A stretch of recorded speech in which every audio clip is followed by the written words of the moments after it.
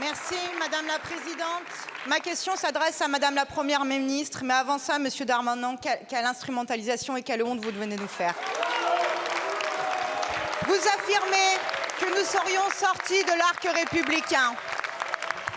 Madame la Première ministre, que reste-t-il de l'arc républicain? Dès les législatives, vous l'avez détruit quand vous avez appelé à faire barrage contre nous face au Rassemblement national.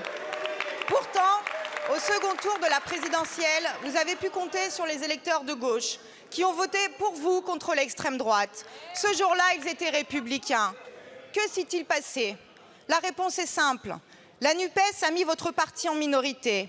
Elle vous inquiète plus que 89 députés du Rassemblement national, car nous représentons une alternative crédible à votre politique, une rupture face au libéralisme autoritaire. Le Rassemblement national est une arnaque sociale. Il ne contestera jamais vos mesures néolibérales. Leurs votes en sont la preuve.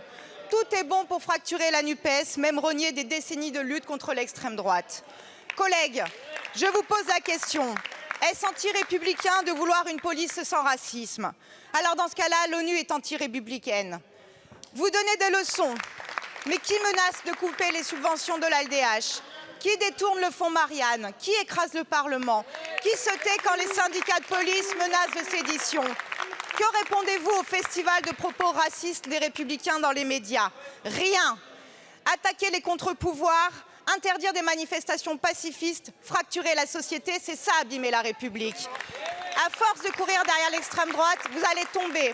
Et le plus dur, ce n'est pas la chute, mais l'atterrissage. La République, ce n'est pas un outil de domination, ce n'est pas une carte qu'on abat contre ses oppositions. La République, c'est la souveraineté du peuple. La République, c'est celles et ceux qui veulent la liberté, l'égalité et la fraternité.